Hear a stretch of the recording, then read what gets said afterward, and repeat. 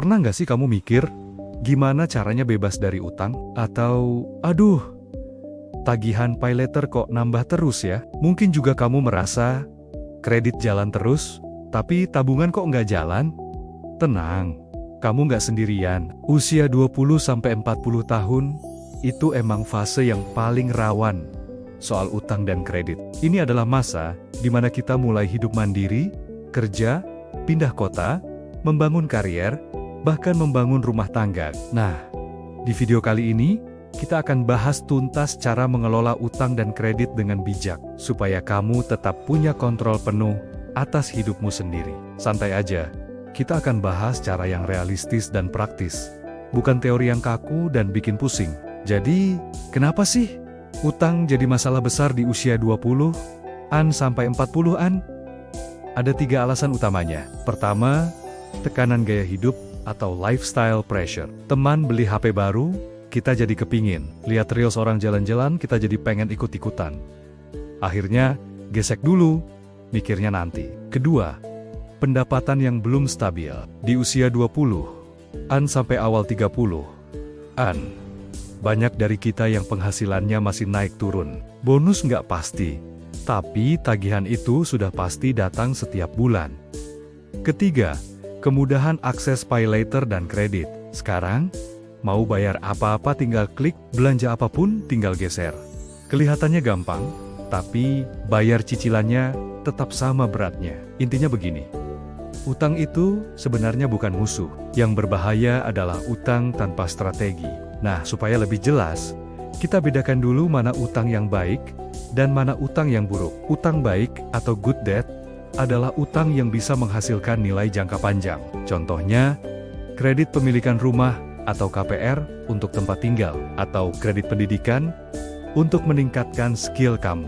Bisa juga modal usaha yang realistis, atau membeli barang produktif seperti laptop untuk kerja. Sebaliknya, utang buruk atau bad debt adalah utang untuk hal-hal yang nilainya cepat turun dan gak menambah kemampuan kamu. Contohnya, beli gadget terbaru cuma karena FOMO, liburan mahal pakai kredit, membiayai gaya hidup mewah, atau belanja impulsif pakai pay later. Kuncinya sederhana.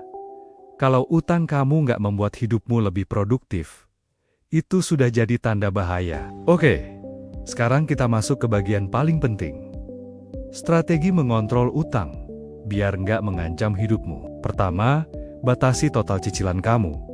Idealnya, maksimal 30% dari gaji bulanan. Jadi, kalau gaji kamu 5 juta rupiah, artinya total cicilan kamu jangan lebih dari 1,5 juta rupiah. Kalau lebih dari itu, risikonya hidup kamu bakal kecekik setiap akhir bulan. Kedua, kalau kamu punya banyak utang, coba gunakan metode bola salju atau snowball method. Ini cara paling mudah buat pemula. Caranya, urutkan semua utang kamu, dari nominal terkecil sampai yang terbesar. Lalu, fokus bayar lunas utang yang terkecil dulu.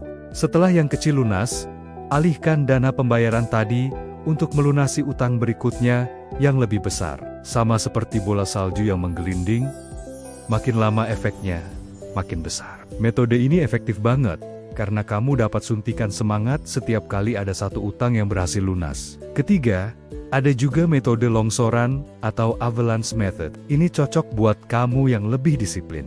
Caranya, urutkan utang dari yang bunganya paling tinggi ke yang paling rendah.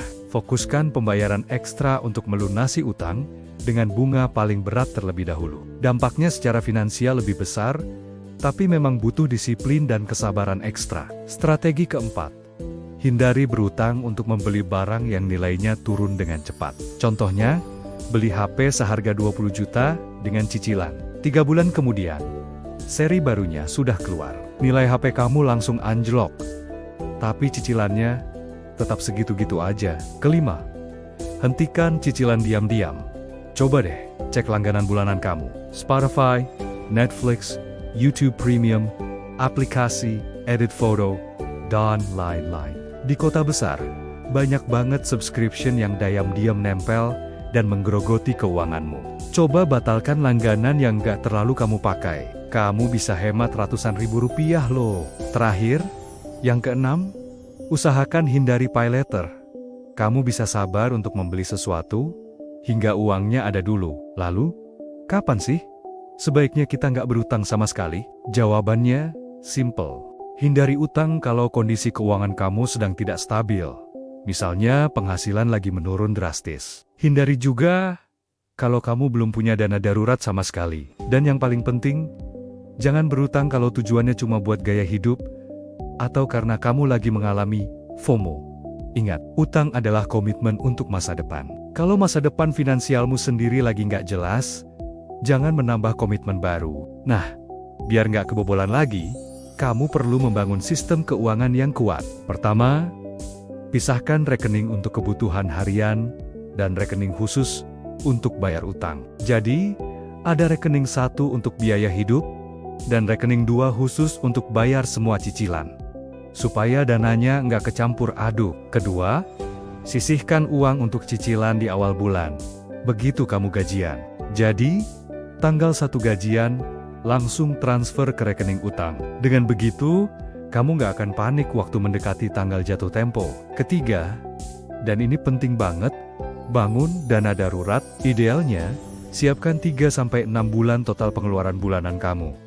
Kenapa ini penting? Supaya kamu nggak perlu berutang setiap kali ada masalah kecil. Misalnya, HP rusak, kamu nggak perlu gesek kartu kredit. Atau kalau tiba-tiba sakit, kamu nggak panik cari pinjaman. Jadi teman-teman, utang dan kredit itu bukanlah sesuatu yang harus ditakuti. Yang paling penting adalah kamu yang pegang kendalinya, bukan sebaliknya.